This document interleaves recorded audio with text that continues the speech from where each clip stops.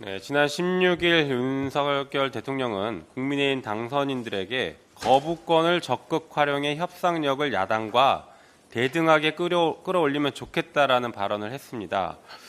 공교롭게 오늘 국무회의에서 최혜병 특검법에 대해 거부권 행사를 기정사실화하고 있습니다. 대통령실의 수사 무마 의혹과 그 끝에 대통령의 그림자가 아른거리는데 잘못을 덮어달라는 협상력을 높이기 위해서 거부권을 행사하는 것인지 모르겠습니다.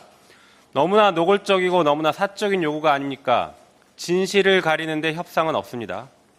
최혜병 사건은 진실이 하나입니다. 그런데 세 개의 기관에서 사건을 다루고 있습니다. 경찰에서 최혜병 사망 사건을 수사하고 있고, 공수처는 대통령실 수사무마 사건을 수사하고 있으며, 군사법원에서는 박정훈 대령에 대한 재판을 하고 있습니다. 세 개의 기관이 다루는 진실은 하나여야 합니다. 게다가 대통령실의 수사 외압이라는 초유의 사건이 발생했기 때문에 세 개의 기관에 다시 외압이 가해질 수 있고, 그중 어느 한 기관이라도 외압에 굴복하면 결론의 모순이 발생할 수 있습니다. 특히 경찰에서 수사하고 있는 사건은 곧 검찰로 넘어갈 것인데 또다시 검찰 인사로 외압을 행사할 가능성이 있습니다. 그래서 특검이 필요한 것입니다.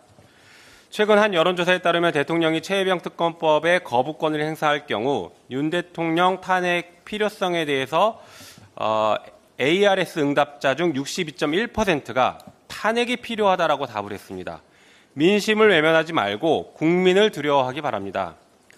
윤석열 대통령이 거부했던 김건희 주가 조작 특검법도 필요합니다. 안타깝게도 대통령에 이어 김건희 여사도 범죄 의혹에 깊이 개입되어 있습니다.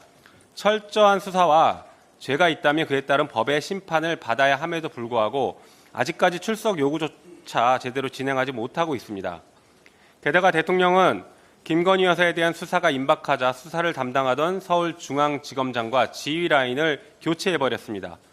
그러자 검찰은 지난 5월 16일 도이치모터스 주가 조작 사건 1심에서 무죄 판결을 받았던 전주에게 주가 조작 방조 혐의를 추가하는 공소장 변경 신청을 했습니다. 유사하게 전주 의혹을 받고 있는 김건희 여사 역시 적어도 방조죄가 성립할 가능성이 있다라는 것을 판결을 통해서 확인할 수 있게 될 것으로 보입니다. 반면 가벼운 방조죄로 봐주기 수사를 하는 것은 아닌지 이에 대한 의심도 커지고 있습니다. 결국 대통령이 배우자를 지키기 위해 함부로 거부권을 행사한 것이 이런 무리수와 꼼수 그리고 불신을 낳고 있는 것입니다. 다시 특검법을 추진하겠습니다. 그리고 아무리 거부권으로 협박해도 대통령이나 여당과 특검법으로 협상을 할 일은 없을 것입니다. 윤석열 정권은 가족이나 측근 비호에 대해서는 일관성이 있으나 정작 민생에는 일관성 없이 오락가락입니다. 윤석열 정권이 뜬금없이 해외 직구 금지령을 발표했다가 사흘 만에 전격 철회했습니다. 혼선을 끼쳐드려 대단히 죄송하다라고만 하면 끝이 납니까?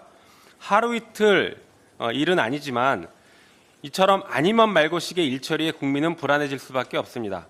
천공과 관련 있는 것 아니냐라는 한간의 소문이 사실이 아니기를 바랄 뿐입니다. 무책임한 정책, 뜬금없는 직구 금지가 국민으로부터 저항의 직구를 맞을 수 있다는 것을 명심해야 합니다. 이상입니다.